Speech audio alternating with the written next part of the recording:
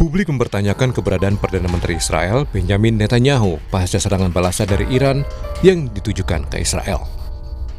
Sebagai jawabannya muncul video Netanyahu sedang minum kopi. Saat itu, Netanyahu menegaskan dirinya masih hidup. שלום ברשת שאתה בכלל מת? אני מת על קפה, אתה יודע מה? אני מת על העם שלי. איך הם מתנהגים, פנטסטי. אתה רוצה לספור את מספר אצבעות? אתה יכול להראות לנו? פה. פה. Namun konten kreator asal Amerika Serikat menduga video itu hasil rekayasa kecerdasan buatan. Konten kreator itu menyoroti beberapa detail yang dianggap tidak wajar. Salah satunya pada cangkir kopi yang terlihat bergerak tapi tidak menumpahkan cairan meski tampak meluap di tepi.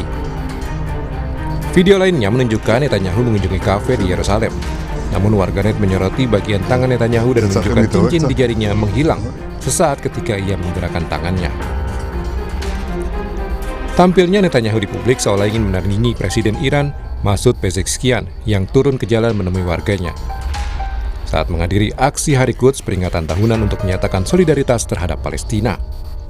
Presiden berjalan santai sambil menyapa pejalan kaki tanpa ada pengawalan ketat. Sementara itu, pengamat menduga Netanyahu tidak banyak muncul ke publik terkait dengan situasi keamanannya. Usia Netanyahu sudah 76 ya, mungkin dalam situasi seperti ini juga mungkin kesehatan juga sangat berpengaruh. Saya melihat bahwa tidak tampilnya Netanyahu di dalam situasi normal, misalnya seperti situasinya Trump yang selalu mengekspos keberadaannya, kemudian selalu berpidato atau Iran yang turun ke jalan, itu mungkin ada situasi tersendiri yang menjadi hambatan, atau memang itu strategi supaya tidak dilacak. Kita tahu bahwa sangat mencari-cari keberadaan di mana Netanyahu. Jadi bisa jadi karena unsur strategi supaya tidak ditahu keberadaannya, atau memang sedang ada situasi yang tidak memungkinkan untuk tampil secara langsung karena pemimpin itu yang dalam kondisi perang tampil dalam kondisi yang tidak baik itu akan mempengaruhi moral dari warga negaranya. Terakhir, Netanyahu malah muncul mengumumkan kematian Sekretaris Dewan Keamanan Tertinggi Iran, Ali Larijani, dalam sebuah serangan pada Selasa waktu setempat. Selain Larijani, Netanyahu mengklaim Israel juga mengumumkan kematian Komandan Pasukan Basis Iran, Gholam Reza Soleimani.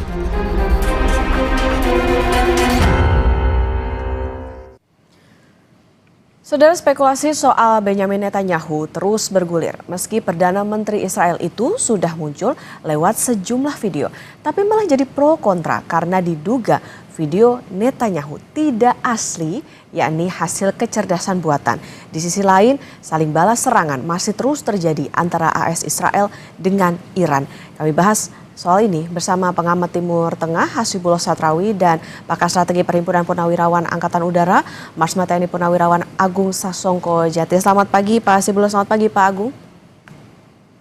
Selamat pagi. Selamat pagi Mbak Okta dan Mas Agung. Selamat pagi Pak Hasibullah. Saya ke Pak Hasibullah dulu. Pak Hasibullah, ini kan kalau kita lihat tadi juga dalam pengantar ada beberapa video Netanyahu. Apa tanggapan Anda soal video kemunculan Netanyahu itu? Apa pesan yang kira-kira ingin disampaikan Netanyahu? Ya, yang pertama bahwa dengan terjadinya perang video ini menunjukkan memang perang di antara Amerika, Israel melawan Iran ini semakin kompleks. Jadi tidak hanya di dunia nyata tapi juga di dunia maya. Di dunia nyata saya sampaikan perkembangannya kurang lebih di 474 jam atau hari ke-20 dalam hitungan saya. Yang pertama masih berlanjut dengan serangan-serangan dalam bentuk membunuh tokoh-tokoh utama Iran ya, termasuk yang terbaru adalah Menteri Intelijennya yang sekali lagi ini menjadi pukulan. Saya melihat sepertinya Iran belum memperbaiki kelemahan-kelemahan yang cukup mendasar selama ini, terutama berkaitan dengan intelijen. Tapi yang kedua, Mbak Okta, yang menurut saya perkembangannya tidak kalah menghangat di dunia nyata itu adalah bagaimana penggunaan sumber-sumber energi ya, khawatirkan karena energi berkaitan dengan kepentingan semua orang, dan sekarang baik Amerika, Israel maupun Iran sepertinya sama-sama menggunakan aspek ini untuk memaksakan kemenangan bagi masing-masing pihak. Dan yang ketiga, perkembangan yang terbaru di dunia nyata yang saya ikutin adalah bahwa Iran sepertinya mulai mendapatkan tekanan lebih kuat dari negara Arab Teluk. Yang terbaru misalkan konferensi pers disampaikan oleh Menlu Arab Saudi yang diksinya sudah hampir menyalahkan Iran 100%, bahkan sudah digunakan istilah kesabaran mereka ada batasnya, termasuk mereka juga menyaksikan peran-peran positif Iran yang selama ini diklaim dalam konteks dunia Islam. Ini dunia nyata dalam 3 perkembangannya yang terbaru kurang lebih di hari ke-20. Nah, memang yang tidak kalah menarik adalah pertempuran di dunia maya yang salah satunya adalah ditandai dengan soal kemunculan daripada Netanyahu. Saya melihat soal benar atau tidaknya video ini secara visual itu bukan keahlian saya, tapi secara politik saya memahami bahwa ini ada kebencian atau ada ketidaksukaan yang sedemikian dalam dari masyarakat dunia, bukan hanya masyarakat Timur Tengah atau Indonesia, karena yang saya ikutin 2 hari yang lalu, video itu sudah kurang lebih ditonton oleh 70 juta kalau menurut salah satu media di Timur Tengah. Itu 2 hari yang lalu. Mungkin dengan ditambah 2 hari belakangan mungkin sudah 100 juta, walaupun di masyarakat kita lebih banyak lagi angkanya. Cuman bagi negara-negara kecil seperti Israel di banyak Timur Tengah sampai kemudian ditonton oleh 70 juta, itu kan hal yang luar biasa. Dan salah satu maknanya menurut saya ini ada kebencian di satu sisi yang semikian dalam kepada Netanyahu, sehingga sangat berharap misalkan Netanyahu segera meninggal misalkan Oke. dalam kebencian itu. Tapi di sisi lain kita pendukungnya. Nah, mirip akhirnya menjadi kayak kita mengalami perdebatan di tingkat nasional. Saya tidak akan sebutkan judulnya. Saya melihat itu juga mirip dengan pendekatan yang ada di kita di tingkat global, di mana kemudian para ahli termasuk netizen itu mencoba uji petik terhadap berbagai macam titik gitu. Apakah ini asli atau bukan, dan akhirnya kesimpulannya tidak lepas dari 2 mazhab tadi. Yang benci tidak suka itu akan menyimpulkan bahwa ini adalah salah, Ya, Pak Hasibullah. Baik, sembari kita menunggu Pak Hasibullah tersambung kembali, kita ke Pak Agung. Pak Agung, tadi kalau dikatakan ini kayaknya sejak kemunculan videonya Netanyahu, perangnya juga kelihatannya semakin kompleks, bahkan ini tidak hanya terjadi di dunia nyata, tapi juga di dunia maya. Terakhir juga Netanyahu mengumumkan kematian Sekretaris Dewan Keamanan Tertinggi Iran, Ali Raijani. Apakah ini semacam strateginya Israel, kemudian juga ingin menegaskan bahwa kekuatan Iran ini semakin melemah begitu dengan kemunculan Netanyahu dari video-video yang sampai dengan saat ini juga masih memicu pro dan kontra nih, karena netizen juga mengira bahwa ini videonya dibuat dengan AI. Oke, terima kasih. Jadi video Netanyahu santai minum kopi di tengah dentuman perang ya sebetulnya ini. Jelas ini adalah ghost on the radar atau palsu, hasil olahan AI atau deepfake yang diproduksi untuk tujuan tertentu ya. Jadi kita tidak boleh terjebak hanya pada asli atau palsu video ini, namun kita harus melihat siapa yang memegang kendali atas narasi ini ya.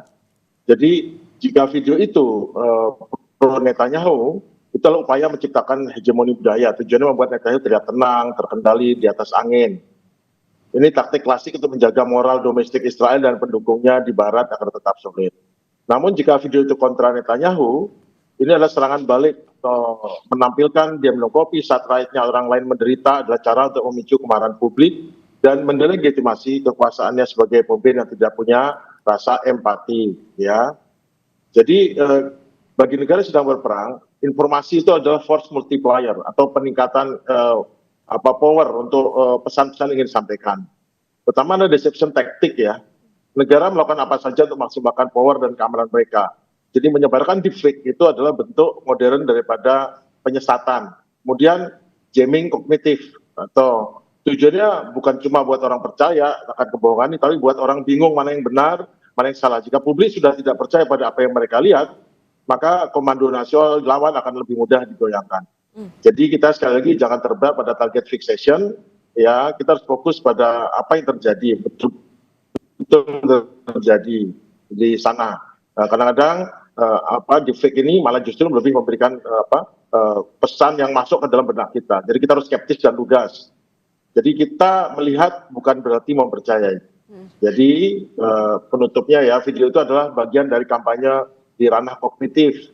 Kita tetap melihat pergerakan aset nyata, jadi apa yang terjadi di berita yang sesungguhnya dan bagaimana Netanyahu akan tampil sesungguhnya. Jadi jangan kita mau di-jamming sama propaganda murahan ini. Fokus bahwa apa yang terjadi di sana dan kita melihat apa yang kita kerjakan sebagai orang Indonesia adalah apa yang sungguh-sungguh real terjadi, tidak berdasarkan apa itu deepfake itu. Oke, Pak Agung, kalau tadi dikatakan berarti kita jangan terjebak dalam narasi soal atau memikir soal ini asli atau palsu gitu, tapi artinya adalah bagaimana siapa yang memegang kendali. Kalau tadi dikatakan berarti ini menjadi salah satu taktiknya Israel, apa berarti pembuatan videonya sendiri ini Pak, apakah memang perbuatannya orang iseng atau justru memang ini diproduksi secara resmi begitu, karena tadi dikatakan ini sebagai bagian dari taktiknya Israel? Oh jelas official ya. Video semacam ini digunakan untuk mengumumkan kematian daripada lawan. Tapi ini adalah alat bantu pada saat Netanyahu sendiri mungkin tidak bisa tampil karena mungkin sakit atau mungkin terluka ataupun ada alasan lain. Karena kita tahu juga bahwa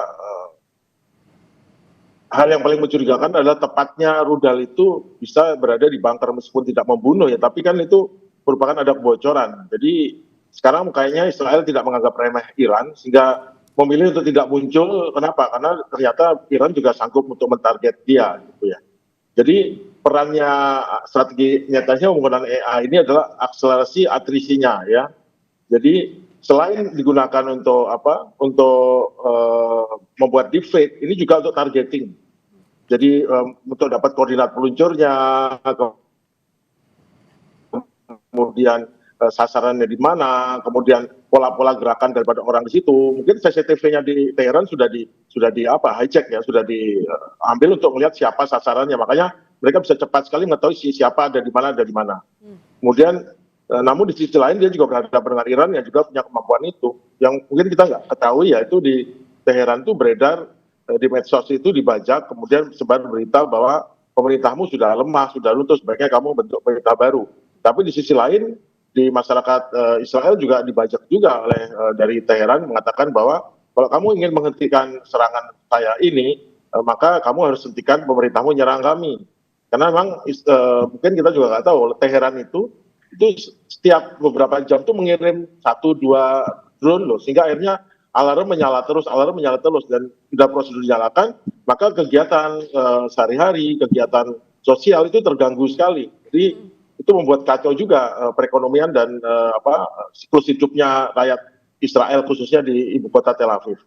Oke, Pak Agung, dengan berkembangnya AI itu, tapi ini akan bisa terjadi resiko kesalahan interpretasi nggak sih, termasuk juga bagaimana di kill chain-nya alias rantai proses dari identifikasi target sampai dengan pelaksanaan serangan baik di kedua negara ini? Iya. Netanyahu butuh dukungan internasional domestik. Dengan AI menggunakan sistem yang mereka sebut dengan Gospel Lavender, dia bisa mengklaim bahwa serangan itu bersifat presisi dan meminimalisir kolateral. Jadi seperti di Gaza pun dia udah yang menentukan bukan orang, jadi nggak ada yang merasa berdosa. Yang penting orang terbang bawa bomnya diarahkan koordinat itu sudah, dia tidak bertanggung jawab atas itu, padahal harusnya bertanggung jawab ya. Meskipun di lapangan itu realitanya berbeda, banyak collateral damage yang terjadi. Jadi ini adalah macam menciptakan hegemoni narasi ya, sehingga operasi militer bisa jalan terus tanpa tekanan daripada masyarakat bahwa ini ada yang bertanggung jawab, dan juga mengurangi tekanan pada pelakunya ya. Kemudian juga AI ini digunakan untuk manajemen eskalasi ya. Dia ingin menunjukkan bahwa Iran itu macan kertas yang sistem pertahanan udaranya bisa ditembus oleh algoritma yang lebih cerdas gitu ya. Jadi upaya memaksimasi powernya untuk memastikan tidak ada kekuatan lain yang bisa menantang Israel. Jadi kelihatan semua yang harus diucapkan, yang tidak diucapkan, tidak diucapkan.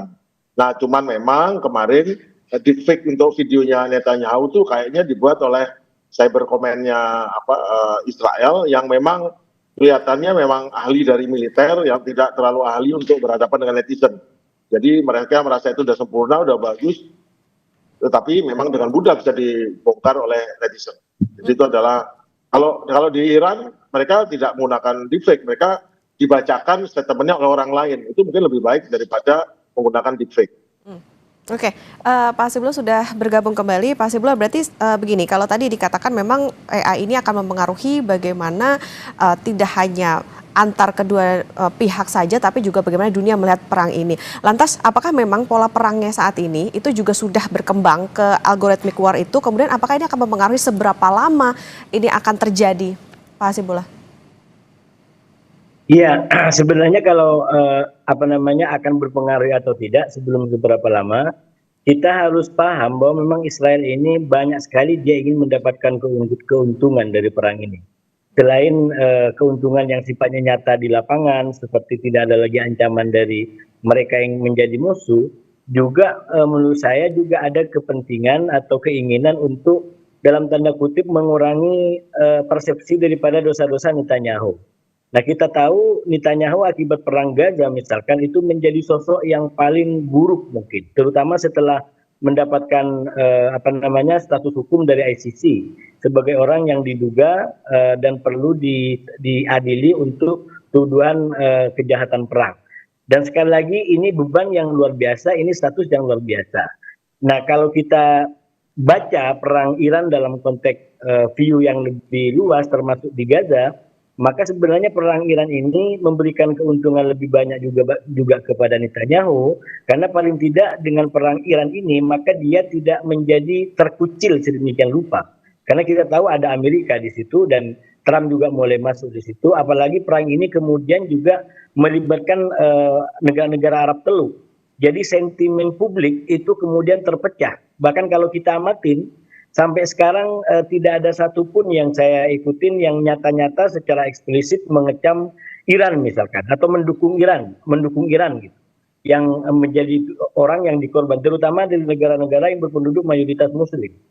Bahkan elit Iran sendiri mengeluhkan itu karena ini seakan-akan tidak ada satu negara pun yang berpihak atau yang secara nyata mendukung Iran gitu. Sekali lagi kita bicara di level government. Kalau masyarakatnya saya yakin hampir rata dapat dukungan kepada Iran, memberikan dukungan kepada Iran.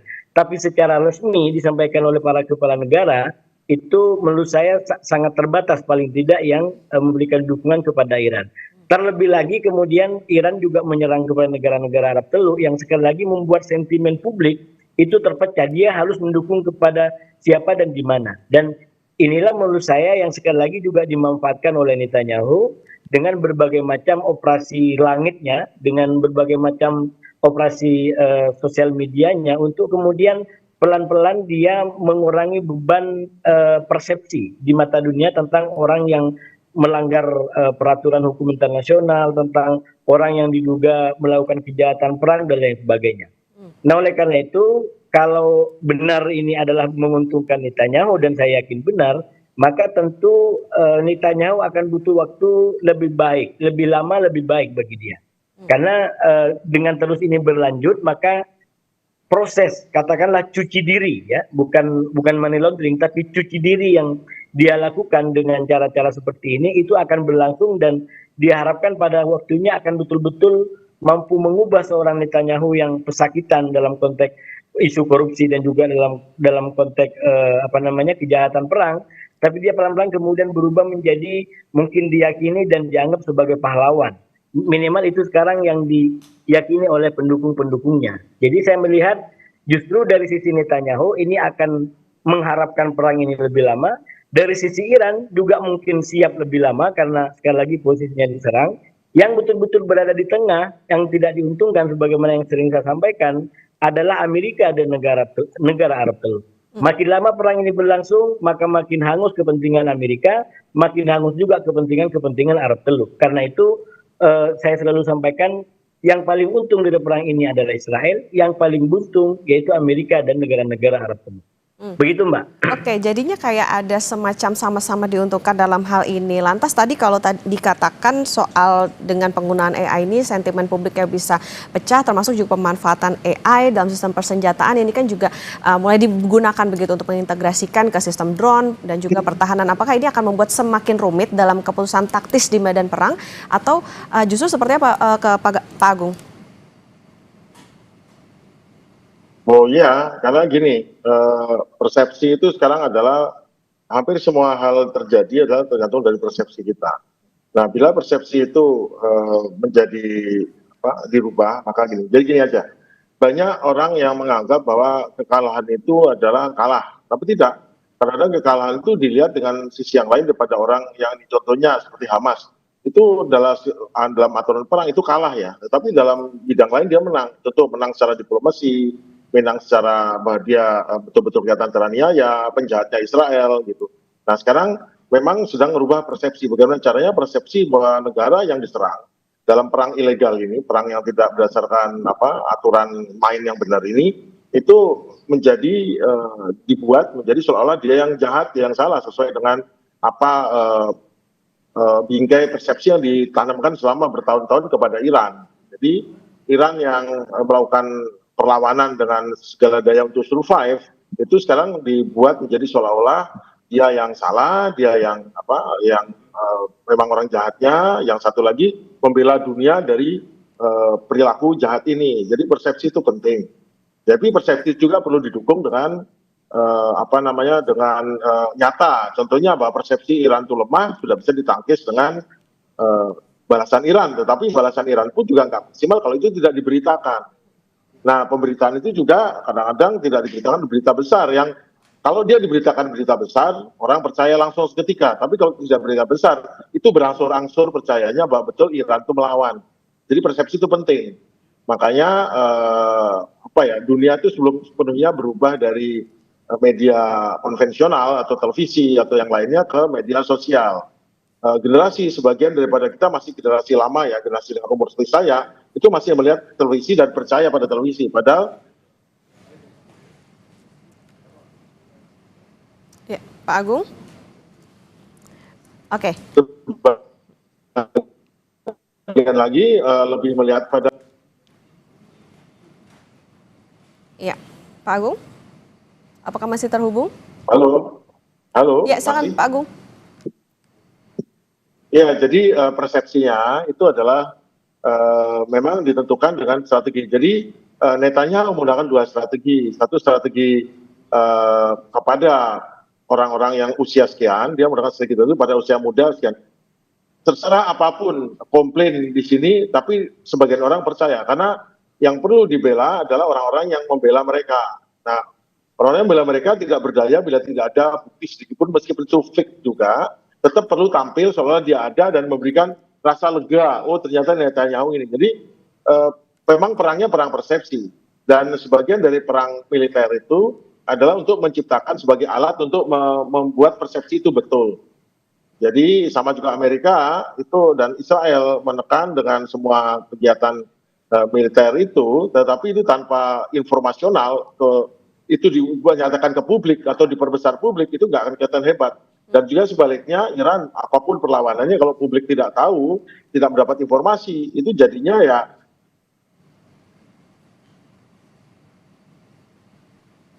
Ya, oke. seolah dia tidak melawan, persepsinya ya dia lemah, ketahui. Baik, kita ke Pak Hasibullah terlebih dahulu. Pak Hasibullah, artinya gini, berarti ketika sekarang gitu digunakanlah AI untuk ibaratnya tadi dikatakan untuk saling membentuk persepsi di masyarakat di publik dunia. Lantas kalau untuk membanjiri media sosial dengan narasi tertentu termasuk juga video-video provokatif katakanlah begitu ya. Apakah ini bisa lama-lama perangnya jadi berubah jadi perang algoritma nih di mana sama-sama memunculkan bagaimana tekanan opini publik global untuk mendorong eskalasi konflik itu? Ya, saya rasa memang perangnya di dua lini tadi, di dua dunia ya. Jadi dunia nyata dan dunia sosial media gitu. Dan itu tidak akan mengurangi satu sama lain. Justru perang di dunia sosial media diharapkan untuk bisa mendatangkan kemenangan dan keberhasilan secara lebih besar lagi. Terutama dalam konteks persepsi dan pembentukan opini masyarakat dunia. Yang itu sangat dibutuhkan kalau bagi Netanyahu. Karena sekali lagi dia akan berhadapan dengan urusan dunia, katakanlah soal ICC, kemudian juga soal di Israel sendiri, itu soal-soal yang walaupun tidak secara langsung, tapi juga terkait dengan bagaimana masyarakat di Israel dan masyarakat di dunia berasumsi tentang Netanyahu ini atau membayangkan tentang Netanyahu ini. Dan sekali lagi kalau ini berhasil, maka walaupun tidak secara langsung itu akan membentuk power tersendiri membentuk dukungan tersendiri yang diharapkan nanti bisa berguna, katakanlah ketika mau dibutuhkan untuk kepentingan-kepentingan formal, katakanlah proses pengadilan, proses penegakan hukum yang akan diikuti oleh Netanyahu kalau masih lanjut, yaitu di Mahkamah Israel terkait dengan korupsi, atau di ICC yang memang sekali lagi sampai sekarang Netanyahu masih menjadi DPO di situ. Jadi ada kepentingan cukup besar menurut saya untuk mereka untuk melanjutkan perang di ranah sosial media ini. Begitu, Mbak Okta. Jadi bisa dikatakan pembentukan strateginya juga agaknya semakin rumit gitu dengan adanya AI karena saling menjaga persepsi masyarakat dunia. Saya ke Pak Agung. Pak Agung, dengan adanya AI ini mungkin kembali lagi ke belakang, ini akan mempercepat siklus keputusan perang atau seperti apa Pak Agung? Oh iya, tentu. Jadi sekarang tindakan militer itu disesuaikan untuk kemenangan perang. Ya, jadi gini, seperti blok Amerika Serikat, dia adalah memenangkan persepsi soal mempertahankan hegemoni budaya mereka. Mereka ingin melihat dunia, tindakan mereka common sense atau keniscayaan demi keamanan global. Jadi mereka akan manufacturing consent, menggunakan media arus utama global, bangun narasi Iran adalah ancaman eksistensial terhadap stabilitas. Jadi mereka membungkus serangan militer dengan istilah surgical strike atau presisi tinggi. Tujuannya berikan legitimasi moral agar publik mereka tidak pivot atau tidak diam bahwa ini tidak pembunuhan tetapi surgical strike mencegah banyak korban. Kemudian mereka mahir menggunakan deepfake atau video pendek, menunjukkan kesan bisnis as usual. Jadi bahwa serangan Iran tidak bertambah sistemik, ini kelihatannya baik-baik saja. Dan kemudian mereka membanjiri media dengan hebat alutsista F-35, Iron Dome, Aero, menciptakan rasa inferioritas pada lawan. Namun mereka harus ingat bahwa tidak bisa menggantikan peran. Kemudian sisi lain Iran dan perlawanannya, mereka menggunakan counter hegemoni. Ya, gimana caranya mereka memanfaatkan aktivis akar rumput di Barat untuk memicu gerakan anti-imperialisme. Jadi mereka membelah opini publik bukan meyakinkan pemerintah Barat, tapi mencoba membelah opini publik dalam negerinya Amerika dan Eropa. Jadi kemudian asimetrik ya, media Iran menggunakan rekaman mentah raw footage dari drone atau aksi milisi menunjukkan attrition atau keausan pada militer Israel. Bahwa sistem pertahanan mahal Amerika bisa ditembus oleh drone murah, dan terakhir adalah naratif daripada orang yang tertindas. Dengan memposisikan diri sebagai pembela pihak yang tertindas, Iran membangun kondisi emosional melampaui batas negara. Jadi siapa yang bertahan? Ya, yang bertahan adalah siapa yang bisa menahan arus disinformasi, dia yang menang. Jadi media sosial dipengaruhi oleh AI akan membuat siklus untuk pengambilan keputusan pemilihan menjadi kacau. Jika Netanyahu pemimpin Iran mengambil keputusan hanya berdasarkan apa yang viral, maka mereka masuk jebakan lawan. Jadi tidak bisa hanya apa yang viral. Oke, nah Pak Hasibullah, lantas dengan kalau melihat bagaimana respon-respon yang dikeluarkan oleh Iran atas katakanlah video-video gitu ya yang beredar, ataupun juga bagaimana strategi Israel dengan penggunaan AI ini, lantas seperti apa nantinya perang ini akan berjalan, kemudian memungkinkankah perang ini akan berjalan panjang dengan kemenangan dari pihak yang diserang, yakni Iran? Iya, kalau kita lihat aktornya, pakai analisis aktor, maka sebenarnya tetap ini yang mempunyai peran paling besar adalah Amerika. Dan Amerika seperti yang disampaikan sendiri oleh Donald Trump, bahwa ini kemungkinan 5 sampai 6 minggu. Artinya memang dia tidak dimungkinkan untuk melanjutkan perang ini dalam waktu yang lebih lama lagi. Walaupun sekali lagi dari sisi Israel berada pada kepentingan justru perang ini lebih lama, seperti yang saya sampaikan tadi gitu. Tapi kita melihat di situ ada perbedaan kepentingan di antara Amerika dengan Israel. Dan saya yakin kalau ada benturan di antara dua kepentingan itu, maka tetap kepentingan Amerika yang berjalan, atau kalaupun tidak, maka yang selalu sampaikan ini ikut skenario perdamaian dengan Houthi, di mana Amerika mengambil perundingan dan kesepakatan sepihak dengan Houthi, lalu kemudian Israel tidak dilibatkan dalam keputusan itu. Nah, kalau itu yang terjadi, maka ini akan menjadi 1 lawan 1, bukan 2 lawan 1 seperti sekarang gitu. Jadi Amerika mundur karena kepentingannya sudah tidak memungkinkan secara politik, secara ekonomi di dalam negeri. Lalu kemudian Israel lanjut dengan peperangan ini gitu, yang sekali lagi kepentingannya menurut saya sama di antara Israel dengan Iran. Kalau Iran karena berada pada posisi yang bertahan dan tidak ada pilihan lain kecuali melawan, maka dia sekali lagi tergantung sejauh mana serangan berlangsung. Kalau masih berlangsung dia akan ladeni kalau masih ada rudalnya gitu ya. Tapi kalau Israel berada pada posisi yang menyerang, yang secara politik menurut saya Netanyahu membutuhkan perang ini lebih lama lebih baik. Paling tidak sampai mendekati pemilu yang akan dilakukan dalam beberapa bulan ke depan. Nah, kalau ini terjadi, maka sekali lagi akan menguntungkan bagi Netanyahu karena isu Iran bagi internal Israel ini menjadi pemersatu, terutama bagi tumbuh kembangnya disebut sebagai ideologi Israel Raya. Sekarang kalau kita lihat peta politik di Israel, hampir sudah tidak ada lagi pembeda di antara oposisi atau pemerintah, karena semuanya sama-sama menganggap Iran sebagai ancaman yang nyata, terutama dengan adanya dan sampainya rudal-rudal itu gitu. Jadi rudal Iran yang menyasar banyak tempat itu makin meyakini publik Israel bahwa Iran memang ancaman.